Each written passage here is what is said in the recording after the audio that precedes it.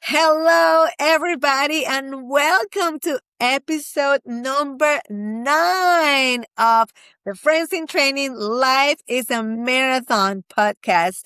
And today we have a super exciting episode because we have here Sarah Moran, and we are so happy to have her. Yeah, hi, Sarah. Hello, hello. Welcome. Thank you. Thank you for having me. So excited to be here.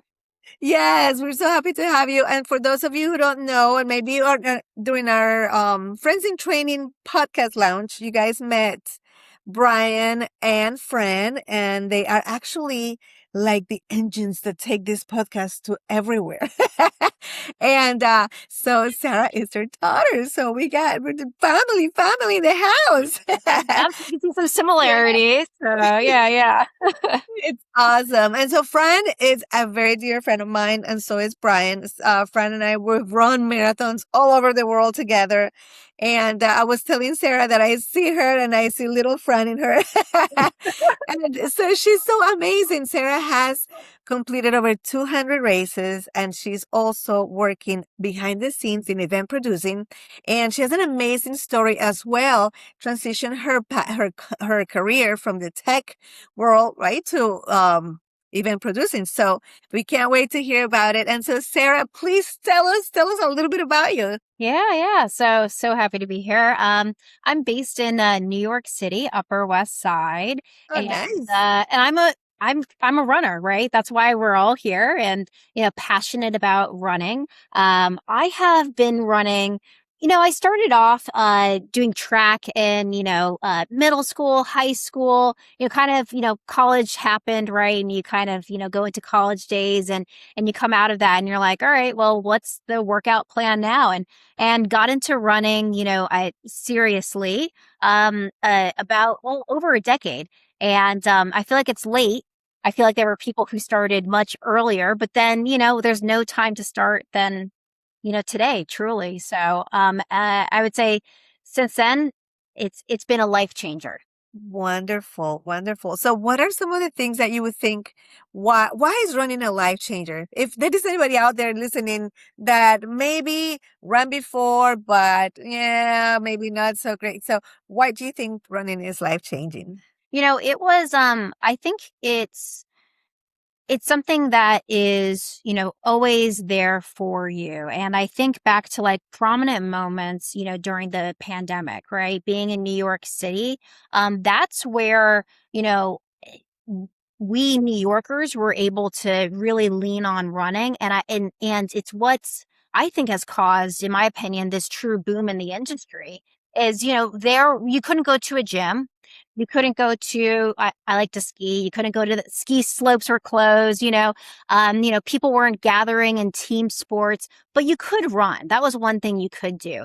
And running is, everywhere, right? You don't need a soccer ball to, to play the sport, right? Like you can just Yeah. get out and do it, and it's open to all. And that's what's I think encouraging about it is like, well, we can all get out and do it, and it really is. It's there's no excuses. It's always there for you. I love that. And I love how you said running is open to all. Because I know sometimes people may feel a little intimidated because, oh, maybe I don't go as fast, or maybe I don't Sure. look this way, I don't look as a runner, or, I don't have it in me. But you are so right, Sarah. Running, it really is out there for everybody. Anybody could do it. Obviously, we always recommend if somebody's going to start a running program that they check with their doctor first. Of course, um, safety first. of Yeah. course. But hey, every little step counts, and you can start right where you are. And I love that. I love that. Yeah, it truly is it's community driven, right? And it's a community sport. Even though it is solo, you're the one who has to do the run, right? And you it's on you to do the run or not. But it really like is what I've seen in New York City is like the community it's built. And again, thinking back to like pandemic days, like that's when community was really needed. And that's where we saw like this sport truly take off. And so, I think for somebody who's also like, searching for a community, like this is it might seem solo, but it's out there for everyone. And I love the idea of like anyone can run. You can be truly anyone can run. It can be any pace, any speed. It doesn't matter. Getting across like that finish line, whether it's a race or it's just the end of the block, that's what's important. And that's where my heart is too. I love seeing anyone and everyone get out and enjoy the sport. Yeah, definitely. So, Sarah, you talk about the finish line, and with 200 races, I wonder if you remember which one was your very first finish line, and yeah, so tell us a little bit about that. All right, so let's go back in time. My mother, she was and is a runner, and was always very involved in the New York running community as a New York road runner, and would encourage me and my brother to run the races too, right? And we thought it was a blast. And I remember the first race. It was I have it in my New York Roadrunners portal, so I see it whenever I log in. But it was like it was to support teens against smoking, which is Oh, wow, yeah, it's so teen meaningful. smoking. And I vividly remember sprinting for a mile, right? And then I remember it was a 4 mile race. We walked the last 3 miles. But you know what? I think I got a medal. I was so proud, and taught me a lot about pacing. But it was, really just it was a special moment to like just be a part of like the city and the community. I just remember the energy, and I remember finishing and that accomplishment. So yeah, that's a funny. I haven't been asked that question, or I haven't thought about that in a while. It's so interesting because that very first finish line, that it's such a memorable time because that really is what really hook us into. My God, I want to do this again, Yeah. right? And so, tell us about your last one. So, 200 races in between. It's New York City. It's July Mm. 15th, and it is hot. So we are actually I think today it's like we're in the reaching almost 100. Oh It's my God. I know, and South Florida's hot too, so I don't know if Yes. I can complain. Um, but yeah, my last race, really hot. But my last race was, I was in the 7 minutes running. It was a 4 mile race, so it's kind of funny to see like that full circle moment of like, same 4 miler in Central Park, probably a similar course, and just to see like, yeah, that full circle moment, but very very Wow. hot. That's so interesting, though. Your first one was a 4 miler, and the last one too. The last one as of right now, because I know there are many, many more to go. So many, yes, yes, yes. Yeah. So, Sarah, so- We're getting the same thing. I was just if it was you or me, but we have a storm. Yeah. wow. Sorry about that. So, New York is such an amazing city, and the running community there, it's so active Yeah. too in Central Park. And so, how many times or have you run the New York City Marathon? And tell us a little bit about that. I have. My first New York City marathon was in 2019.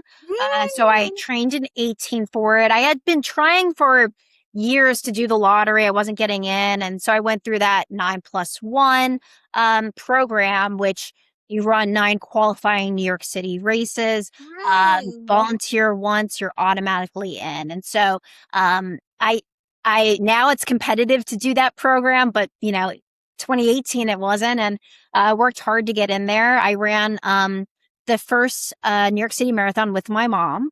And Oh. that's truly what inspired this is, my mom was running marathons and I thought it was cool and I had run. I liked running. I mentioned I did running, in school and stuff and never took it really seriously. But um, just with her running marathon after marathon, I'm like, you know what? If she can do it, I can get my ass up off this couch and I can do it. Like, and that's what I did. And so we trained together. I ran New York City 2019 with her. We crossed the finish line together. And it was like such a special moment to experience that race. Um, I've been running it annually ever since.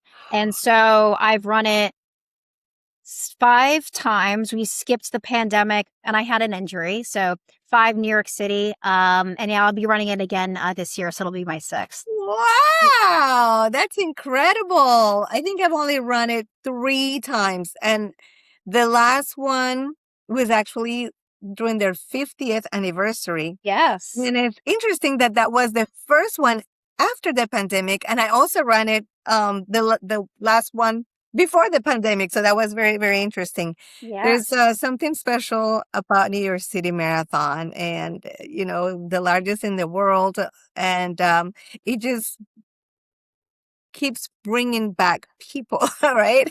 Everybody wants to run New York. It's a great race. I'm biased, but I think it's nice. Like for me, like my community's here, so to be able to like run and like have friends and family at almost every mile. It's like you're stopping every mile, but it's Yeah. incredible, and you see just new things every time. And last year. I always want New York City brings such a crowd in, not just the runners, but the spectators, which is so Yes. special. And they always give away things. So they're Yes. giving away like, food and drink, all this. And I'm always focused on running. I'm like, I don't want anything. And so last year I was like, I'm going to take everything I see. And that was it.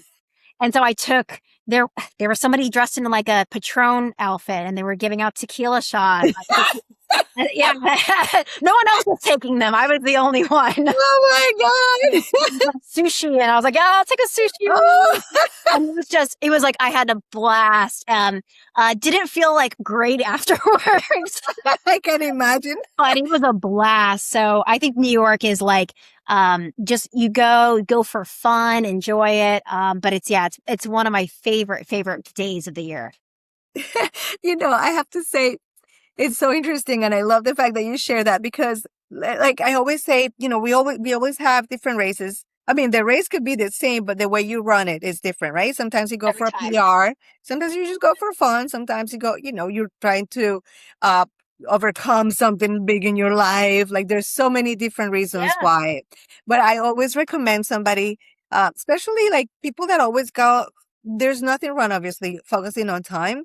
But I feel like when we do, like we miss out on so much, and all those things that you just mentioned, is the fun of it. It's all part of it. So if anybody out there has not run a marathon or a race, just for the fun of it, I highly encourage you to do it because that's all part of the right. That's all part of the experience.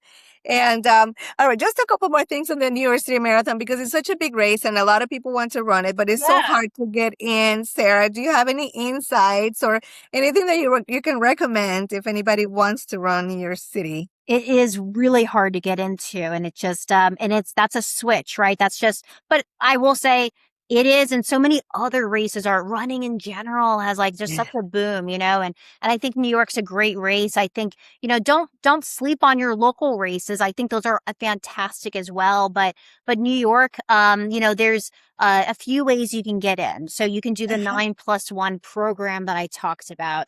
You can run with a charity, which I haven't done, and we talk about goals with running. I think my next race, I would love to do like a give back kind of race. So, I love that. you can run with a charity. You can also, speaking of give back, you could run with Achilles. So Achilles, a Oh. great organization, right? And they help, handicapped runners like get to the finish line, and you can run with, Achilles. So a great organization. Of course, you can qualify, for speed, right? So if you're speedy, you can get in. But the 9+1 program has been a great, like, entry point, I think, for anyone to participate in.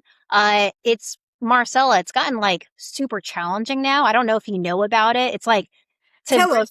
register for one of those races, those qualifying races, you get on like an online queue. And it's like you're it's like you might as well be signing up for like, Taylor Swift tickets or something. Cause it's just like you're waiting on the queue and it's like and then the races sell out.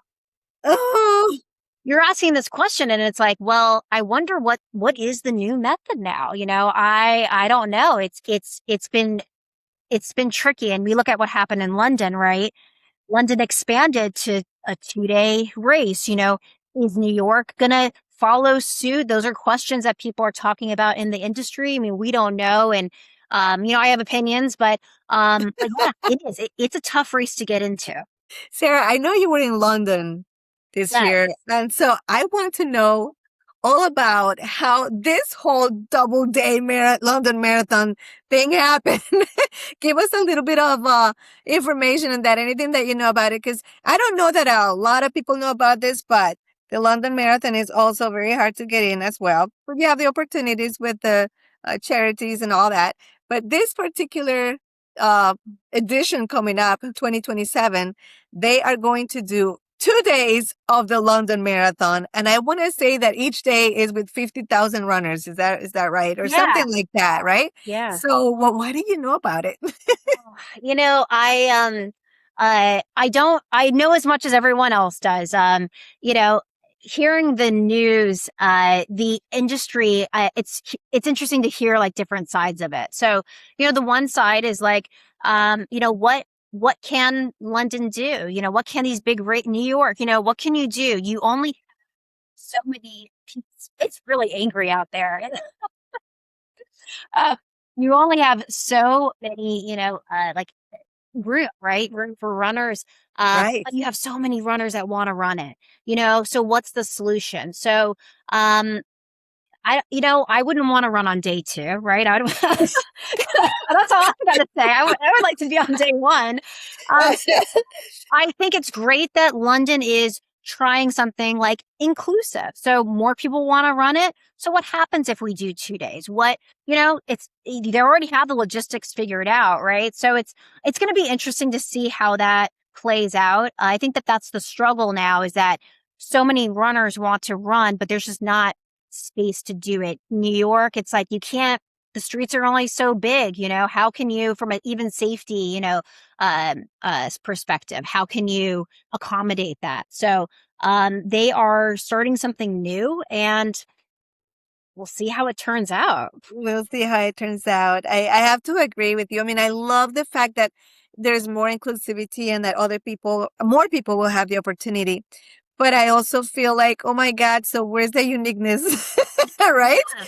And also, like, how many people can a city take? We're talking about 100,000 runners in 2 days, plus family members and things like that. So I'm really curious to see how that's gonna go. Yeah. And I think it's very interesting. So Sarah, now we talked about London and we talked about New York. I want to shift a little bit to your career, because I find it so interesting that you were in tech and now you're doing wellness and sports and event producing. So tell us a little bit about that. How was that transition? Yeah. And how did you get from tech to where we are now? I think we are, in an interesting place as a society, right? And careers and jobs mean something different now than they did 10 or 20 years ago. And I entered, the workforce in the thought that okay, pensions are off the table by the time I entered in. There were no pensions, so I knew that. But I did know the idea of like you stick with the company, you grow with the company, right? And that's like how you build your career. Um, what I quickly learned is, well, that's not actually how you make more money. You just, and so my career was driven by like, okay, success means, higher paychecks. And that's what I was chasing. I was in New York City, it's hustle and bustle, right? And, opportunity. And so, starting like, working in like digital marketing right at the forefront when social media was on the rise, and then moving over to Fortune 500, a tech giant, and dealing with multi-million dollar budgets, and I'm like, wow, this is like so cool. And then from there moving to work for a pharma tech company, and I'm like, okay, like moving more into like health, like this is now I feel like I'm making an impact. But I realized throughout the journey, it there weren't things that I cared about, and then I realized, well, the money's great, but like I'm waking up and I'm working like for what? It's not. I just want to run, and I realized like what would I rather be doing? I'd rather be running, and I'd rather be participating in the sport. And that's what drove some of my thinking. I looked around at my coworkers and, I see like, one coworker skipped lunch and is eating pretzels. And then I see another coworker, at like the bar after and just drinking. And I'm like, I gotta wake up early and run like, 13 miles in the morning. And I'm really hungry. So I'm gonna have a lot of carbs. And there were just, I realized that the people around me, there was a gap. And that's when I started to realize I need to surround myself with people that are like-minded. And I need to find that true like passion, like, wow, this is really like I'm making a difference. I'm happy, and I'm content. And there were some gaps. And so I'm like having a 30-year-old midlife crisis. third life crisis. At 30. And I jumped ship and I said, you know what, this isn't gonna work. And so I started chasing like, well, what does this industry mean? And that's when I started um truly like from the beginning. My career had been built on relationships, knowing somebody, knowing some, and being recruited for, positions. And then even in the midst of leaving, this cushy life, I still was getting like offered, oh, Sarah, come join this, come join this. I'm like, I don't feel right about it. And, and there was a moment where like I spoke to like my husband and I was like, I don't know, Jordan, I'm looking for like this perfect job in like running and the running industry. And I was like, I just can't, I'm not finding it. And should I just take those other job offers? And he's like, you know what? He's like, just you gotta keep like going. You gotta keep going. You gotta keep doing because you know what? What are you gonna do? You're gonna accept it and then not be happy again, what you've done your entire career. And so that's been the drive is like, how do I find like what makes me happy? And it's like, it sounds, I don't know. I don't want to say stupid or silly, but it's like so basic, but everyone should be doing something that makes them happy. And if you're not, you have the ability to like change it. It's not easy. And so I had to take a risk on myself and a bet on myself and like, can I do this? Can I figure this out and what this means? And Marcella, it was just a lot of like, outreach. It was cold outreach, warm outreach, like our outreach. Hey, Marcella, like how does this all work? And slowly and slowly connections started, happening. Things started coming through, and I realized I was like, okay, well, it almost feels like I'm building like a name for myself in this business and I started almost building my own business and what that resulted in was like consulting for these amazing organizations in the health and wellness and running space. And so I look back and it's like every year like there becomes more and more clarity. And we're only like a couple years into this journey and it's like I couldn't be happier. And I know this is the right place to be because this industry is just growing rapidly, so rapidly. And I think it will take people from different backgrounds outside of running, different tech and business and marketing and strategy and sales to kind of pour more into running and feed that demand, right? So I see it. I see opportunity that's already landed and more opportunity on the Yeah. horizon, but it's exciting. Oh my God, it's so exciting. And not only that, Sarah, but you are so inspiring because you know how many people day after day go to a job that they hate just because Yeah, they don't have maybe the courage or maybe they just don't have what I don't want to say they don't have what it takes, but obviously if you may hate it, but you're comfortable, right? So getting sure. out of that comfort zone it's where you start to grow. And I think that at your young age, I admire it so much, Sarah, that you had the guts, right? To do what you did. Because you left this huge career, huge, millions and millions of dollars that you were working with and all that to do something that you really had a passion for and something that you loved and I know that this is that, 100% know that you're going to do so well. You're already doing so well, but in the future, because you're so right. First of all, the industry, like you said, it's growing, running is booming. All these events that are going on, it's so hard. Like these world major marathons, nobody can get in. It's so hard. But also the fact that it's so meaningful to you, and I want our listeners, if you're out there and you're doing something that you do not enjoy, it can be done. You can shift and you can switch and you can do something that will make you happy. Look at Sarah here. Yeah. It's just not easy, but it's like somebody said like, well, you kind of believe and invest in and take risks on things all the time, right? On your car, on the handbag you buy. You're putting your trust into these brands, but can you turn it around and put it on yourself? And why not? It can happen. And so it was hard. It is hard. It's going to be hard. But I think it's better to go on this path than to look back and say, oh man, I should have left that job like years ago. Like, what was I doing? I wasn't happy. I didn't like my boss. And, it's just, life is so short. And, you can't wait for those moments to hit you in the face to realize life is short. Like, go and be proactive and do it. And there's one thing I wish I would have done. And I always say to, people, I'm like, I wish I would have done something on the side while I had the cushy job. I think that that's the Oh. way to go. So, if you're like not sure, like, what do I do?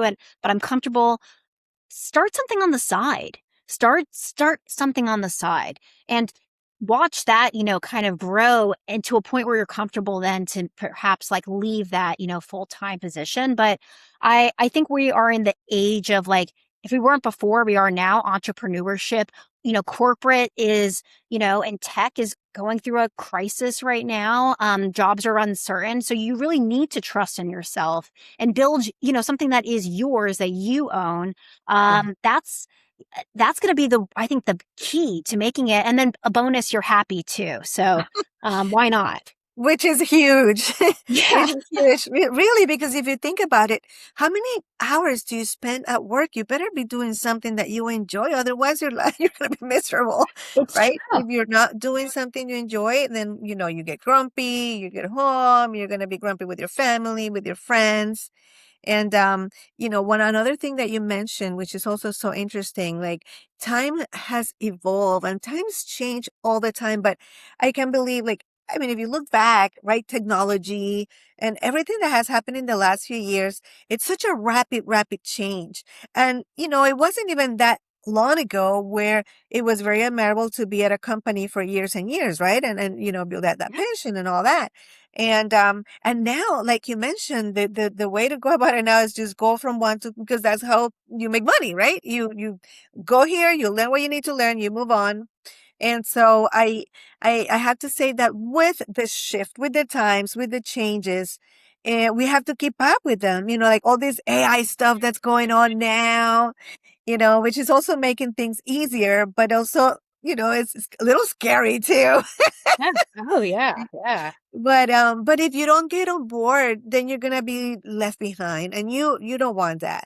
So I love that you share about that and that transition and how you were brave and had courage. And people, comfort zone is not good.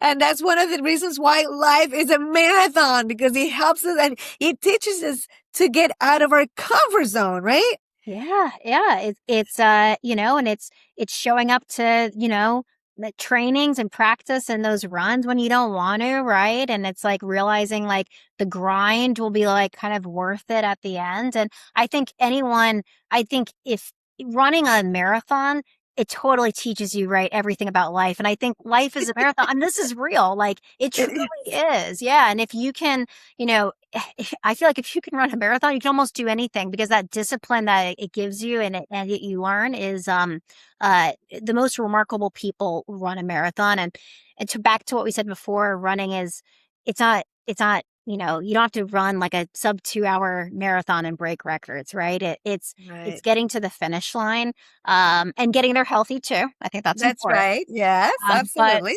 but really it's the most remarkable people. And so, it's life changing, right? And it gives you that, courage to say, yep, I can take these risks, because I know that, I put in the practice and the show up for the and it will pay off. Yeah, absolutely.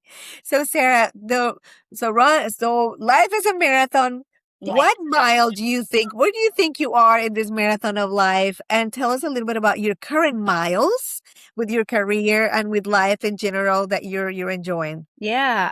Oh, that's a good question.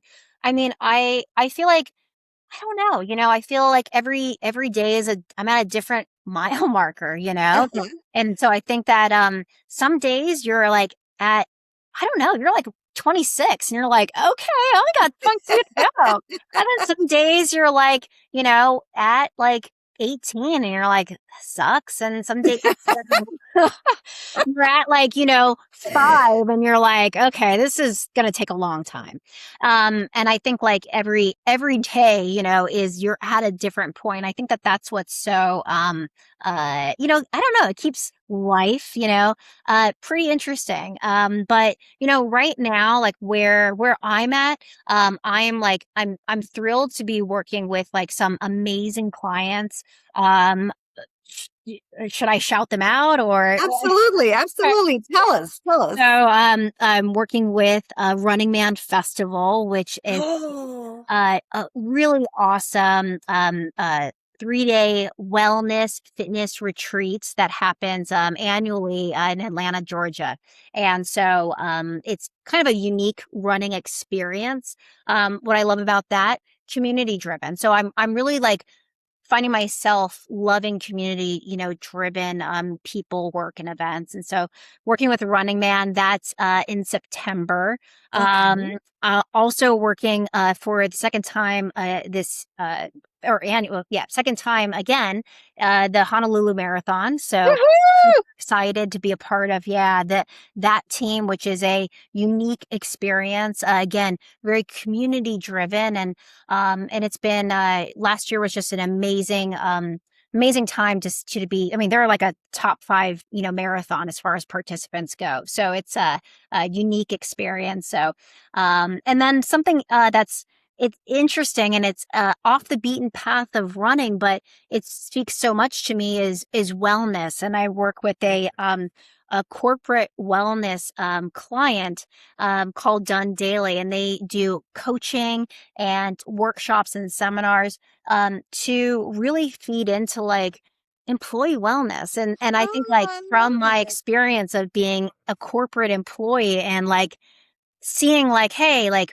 there's no work life balance. And, how do we like, I can't get my run in if I'm doing late night happy hours. And so this company, like, hopes to like remedy that and partnering with corporations to find like, how can we bring back work life balance? So, so those are like the cool, like clients that I get to work with. It's an amazing, like, uh, journey. And I think like, what's great about kind of going your own path is like, well, what's going to happen next, like what's up next? So so yeah, this is so what mile am I at today? Feels like mile 1, like let's go, we got the whole race. You're just Come getting on, started, Sarah. started.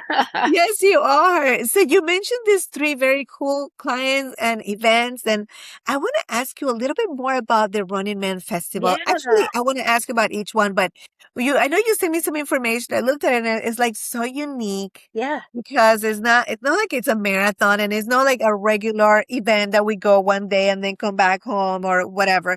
So what I would like for you to do, if you can please tell us a little bit more information. If somebody like, why would people want to do it? How do people, like, what could get out of it, and how would they sign up if they were interested? Yeah, so this is like we talked about running for everyone. This is running for everyone. Uh-huh. It's a 3-day event. Throughout the 3 days, we have like wellness seminars. We have hourly like yoga and Pilates and fitness classes.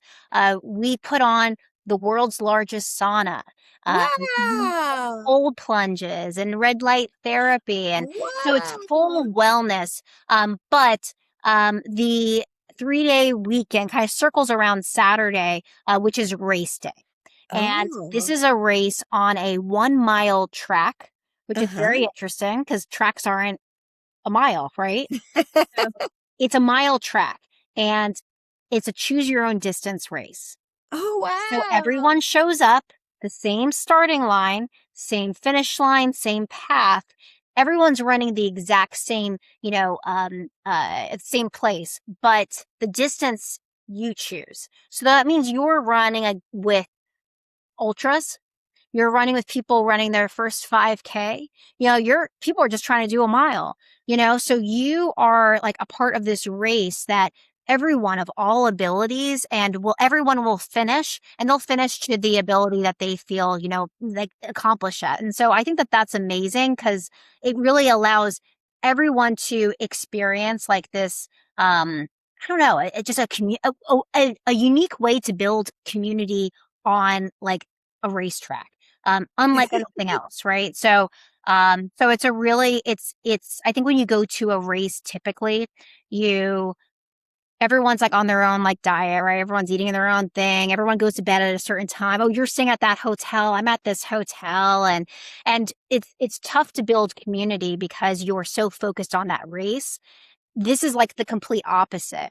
You know, the race is part of it, but the community building is what's really like the key, factor here. And those, wellness like initiatives and events, and it's just a really amazing thing for teams to join us specifically. So I definitely recommend bring your friends, your run clubs, and yeah, join us for a fun long weekend. I love it. Well, maybe we have to take Friends in Training to the Running Man Yeah, yeah, Festival yeah. one of these years. So there are two things that I'm curious about this. So you mentioned, well, a retreat. Like some people may not be very familiar with that retreat concept, right? Yeah. And basically, what it is, I love retreats. I do them as many times as I can. Basically, you just take time of your day to day, and you go somewhere else, and then there's learning involved. It's definitely an experience, and right. So, if anybody was interested in doing this retreat, um, where can they begin, Sarah? Tell us if Yeah. somebody's out there wondering. I think like I think you've like kind of you hit the nail on the head, and I think it's for like those reset moments. Like we all need those Reset. reset moments. Yes. And, especially like if some of the things that we've talked about, right? And if you're Uh-huh. like, oh man, like that's me, like I need a reset moment. We're so like consumed by technology and by go, go, go, especially like, in New York, and even races and running can be a little bit like that too. Oh, I gotta eat this many carbs, and oh, I gotta get to the start line at this time. And so it's that idea of like, yeah, that reset. But yeah, it's runningfestival.com, and you can purchase tickets. You can also reach out to me directly, Sarah Moran, and I'd happy to, help you. But I think it's if you're looking for that, like that true like reset moment, that this is for you. I love it. Thank you so much. And where do people stay? I'm just curious. Well, so it's a festival, right? So there are campgrounds and there's Oh, glamping. And so you really wow. like yes, you are in it. You are like, it's wellness from sun up to sundown. Wow, that's so interesting. That's so interesting. So we want to encourage everybody to check it out. Runningmanfestival.com. Runingmanfestival.com. Yeah. And if you guys want to get in touch with Sarah, how do they get in touch with you? Yeah. You can reach out on LinkedIn. I'm on LinkedIn. And yeah, would love to connect with you. Awesome. All right. So let's shift a little bit to now the Honolulu Marathon. Yay! What do you do for the Honolulu Marathon? Yeah, so I work with the team on the expo, uh Ooh. from start to finish, and organizing their partners and sponsors. But it's truly it's funny. It's like that's the official job description, but any like true like race or events, it's like carry this box over there, and and make sure the bibs are organized, and where it's truly like everything. But yeah, that's overseeing the expo is that the main job. You know what? One thing that I always love people to also experience is the other side of the race, right? Because we're always running, running, running. But I always like to encourage people to experience the other side, whether it's volunteering, Yeah. just at a water stop or at the expo, or there's so much there's so many logistics, so many things involved, right? Coordinating an expo, getting all the vendors, making sure everybody, like the setup, everything. And I personally had an experience. Well, we are friends in training. We have a booth at our local A1A marathon and Yeah, half yeah. marathon. Yeah, but I also do some international outreach for the Miami Marathon. And so we've gone to Colombia and set up these booths. And I know, like, only by just doing ours, but seeing everybody else, all the logistics and everything that takes, it takes so much effort. And we as runners, sometimes we just go by the expo, boom, boom, boom, boom, Oh yeah. right? And we Yeah. don't really think about all those logistics. Yeah, yeah. It's a we had I think close to like 70,000 people walk through the doors. And yeah, so it was a it was just and it last year was my first time working with them. And so to like you're right, be a part of those like conversations, like, oh, I never thought about like these logistics, and that will go you just show up on race day, right? And Right. and you may think about, the water and the gels that are being offered, but there's just so much more that goes into putting, on an event. And so the expo is a great way. And my background, is really rooted in like partnerships and relationships, right? And so to be able to like bring that and how do you merge it into like, running the community, right? So expo was a great way for like me to do that. And then to be invited back again, like this year is going to be really exciting, but to work with like what makes Honolulu unique is that their expo partners and vendors are and sponsors truly are like local and like a part of the community, the Oh, Hawaiian community. And so um they work with like a lot of like local vendors that are based, on Oahu or neighboring islands. And so it's really cool. It really brings like just the culture, to the race. And I love that they do that. They stay local, which is great. oh, wow. Well, we're gonna have to go to Honolulu too. I know. Yeah, I won't have to work too hard to get you there, I don't think. Sarah, let me ask you this. What's the cutoff time for the Honolulu Marathon, and do they love walkers? Yeah. So, Honolulu Marathon, no cutoff time. And you mentioned Don Daly, and I have to say I share with you the passion for corporate wellness because I've been doing that.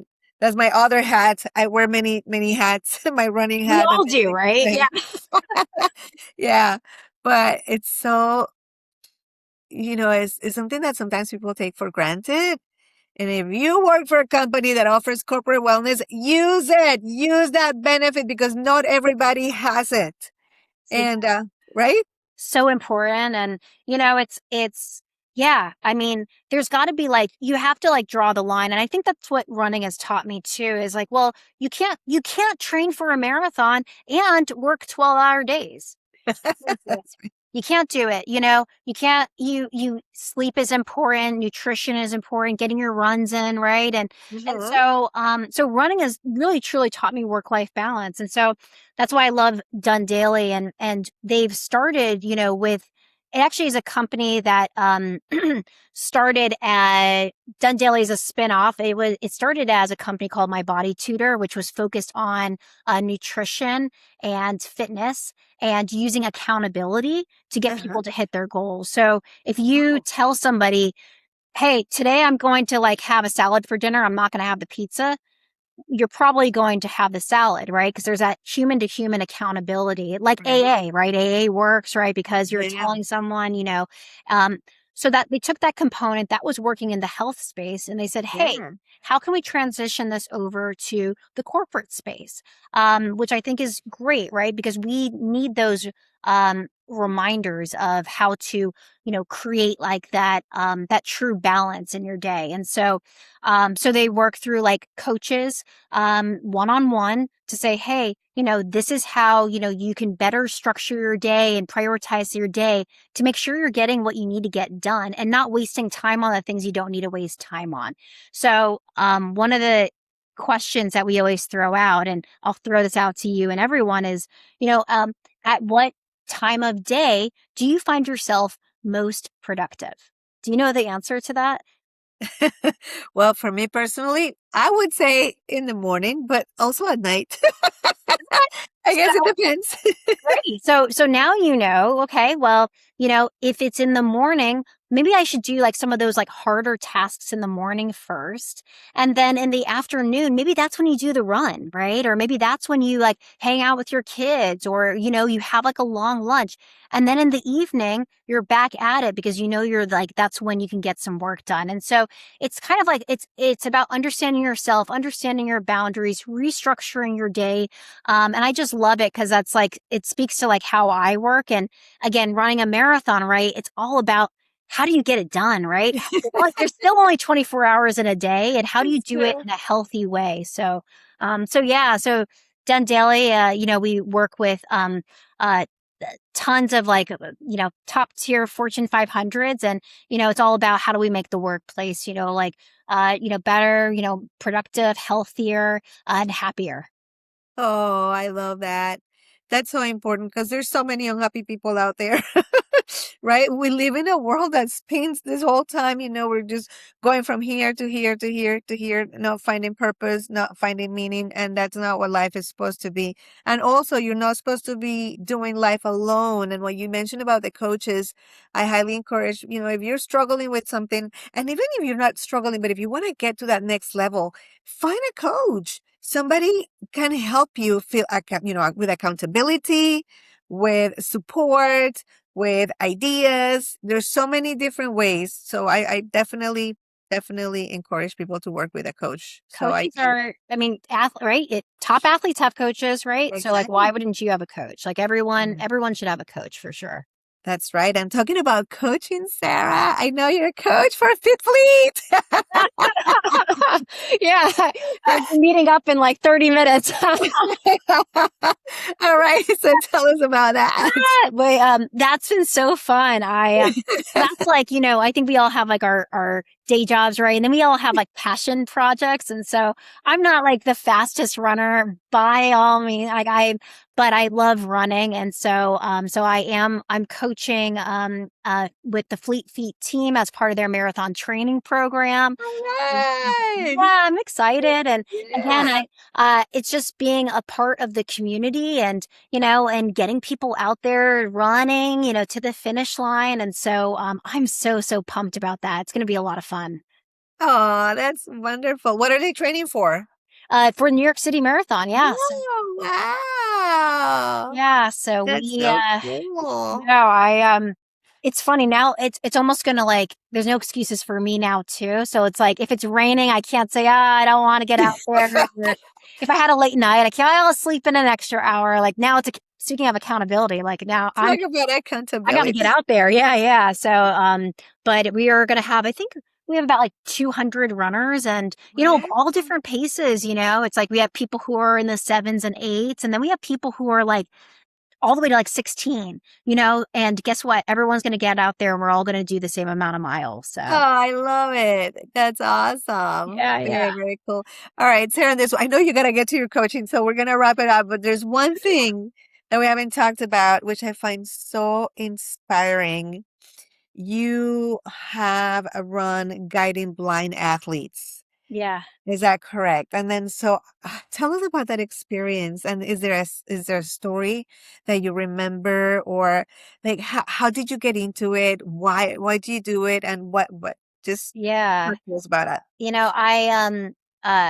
I will say like it's something that like I think there's opportunity for me to grow in this because I've really loved it. And it's like how running it can be selfish, right? A little bit like, okay, I'm chasing these goals and this PR but I'm for me, it's like, how can I like use it as a give back as well? And so when I was in Honolulu for, working with the marathon, I was a part of a run club there. Well, and we were there for a couple of months. And so while we were there, I started working with a visually impaired runner, and she was working up to run this 10K that was New Year's Day. And so, yeah, we worked together, and it was kind of, I, I didn't know what I was doing. We pulled a tether. She didn't even explain that that was a tether. I was like, is it a rope? And, um, and, calling things out like, okay, we're taking a step. Oh, there's a curb. Okay. We're going to hang to the right a little bit, runner coming up on our left, and making, it's just, for me, it made me more aware as a runner.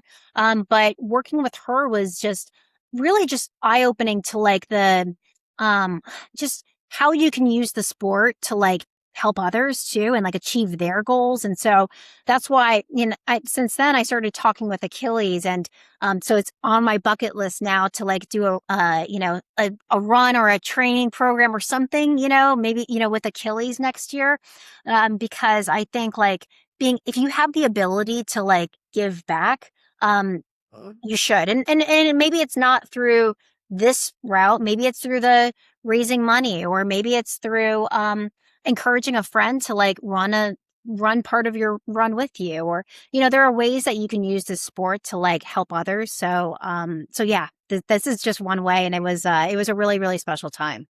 Oh, I'm sure. We take so much for granted, and I just have to say that it's so inspiring and so beautiful to see, people like you doing things like that, because truly everybody can give, no matter where you are, you can always give back Yeah. and help other people.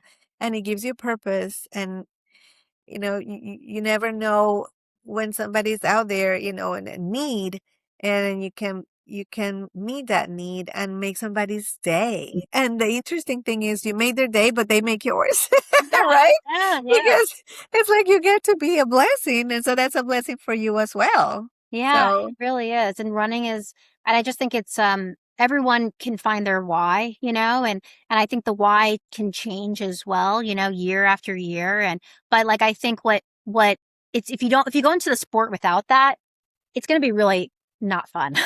That's when people say running isn't fun. It's like, yeah. right, you don't have the why, and you're just, can you imagine on the pavement and it's hot, and yeah, you're like, oh man, this is not fun.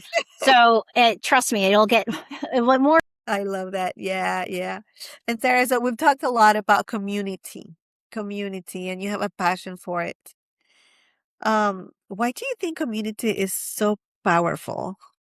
You know, you look around like cities like New York, which should be filled with tons of community because there's literally just millions of people, and people are so lonely. You look at people's Mhm. faces and you can see it, and people are worn, and for such a dense city, there's a lack of community.